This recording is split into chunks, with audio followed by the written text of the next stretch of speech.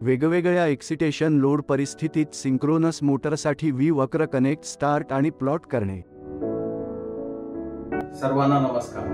आज आपण वेगवेगळ्या एक्सिटेशन लोड परिस्थितीत सिंक्रोनस मोटरसाठी व्ही कव्हर्स कनेक्ट, स्टार्ट आणि प्लॉट करण्यासाठी इलेक्ट्रिशियन प्रॅक्टिकल सेशनच्या प्रक्रियेचा अभ्यास करणार आहोत. उद्दिष्टे: या अभ्यासाच्या शेवटी तुम्ही खालील बाबी करू शकाल.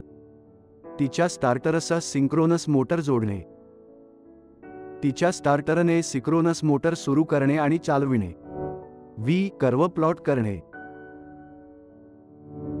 साधने उपकरणे, प्रशिक्षणार्थी टूल किट 1 संख्या, एमआय एमीटर 0 to 10 अँपिअर 1 संख्या, एमसी एमीटर 0 to 1 अँपिअर 1 संख्या, फ्रिक्वेन्सी मीटर 45, 50, 55 हर्ट्झ 1 संख्या, टॅकोमीटर 0 to 10,000 RPM 1 संख्या. उपकरणे मशिनरी योग्य स्टार्टर सह synchronous motor 3 kilo volt ampere 500 volt 3 phase 50 hertz 1 नग. वरील मोटरसाठी योग्य डीसी स्त्रोत रेक्टिफायर 1 संख्या. TPIC स्विच 32 अँपिअर 500 वोल्ट 1 संख्या. DPIC स्विच 16 अँपिअर 250 वोल्ट 1 संख्या. वरील मोटरसाठी योग्य फील्ड रिओस्टॅट 1 संख्या.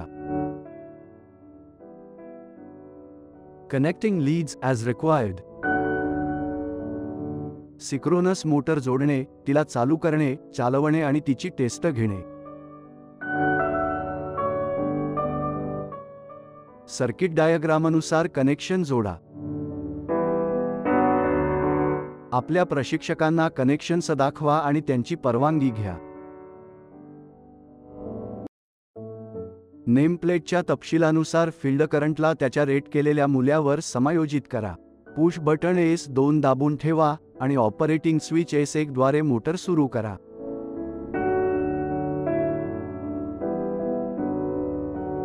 पुश बटन S2 दाबून ठेवा आणि ऑपरेटिंग स्विच S1 द्वारे मोटर सुरू करा.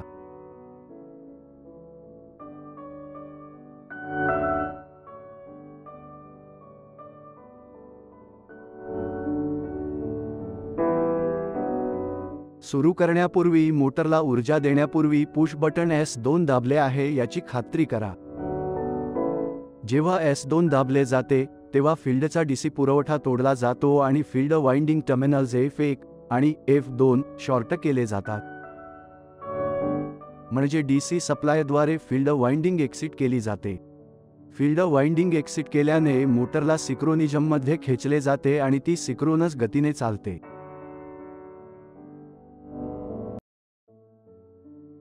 फील्ड वाइंडिंग एक्सिट केल्याने मोटरला सिंक्रोनिझममध्ये खेचले जाते आणि ती सिंक्रोनस गतीने चालते.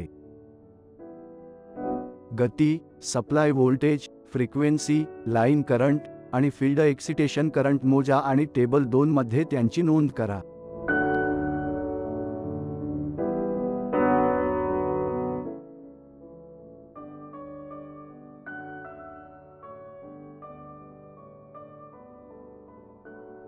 खालील सूत्र वापरून सिंक्रोनस मोटरची गती मोजा. NS बरोबर 120 F/P. मोजलेल्या गतीची सिंक्रोनस गतीशी तुलना करा आणि मोजलेली गती ही सिंक्रोनस गती समान आहे याची खात्री करा.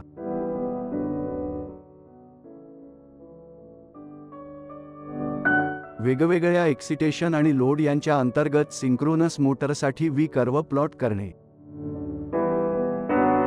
सिंक्रोनस मोटर सुरू करा आणि तिला जास्तीत जास्त गतीवर चालवा.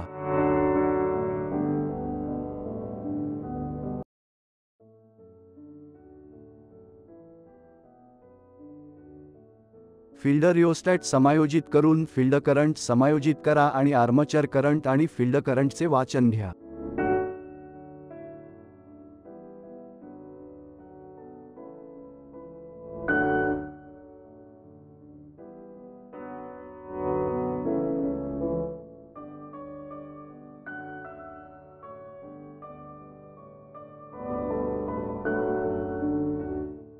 टेबल 1 मधील वाचने लिहून घ्या आणि स्वतंत्र ग्राफ शीटमध्ये वेगवेगळ्या एक्सिटेशन आणि लोड परिस्थिती यांच्या अंतर्गत सिंक्रोनस मोटरसाठी व्ही वक्र प्लॉट करा.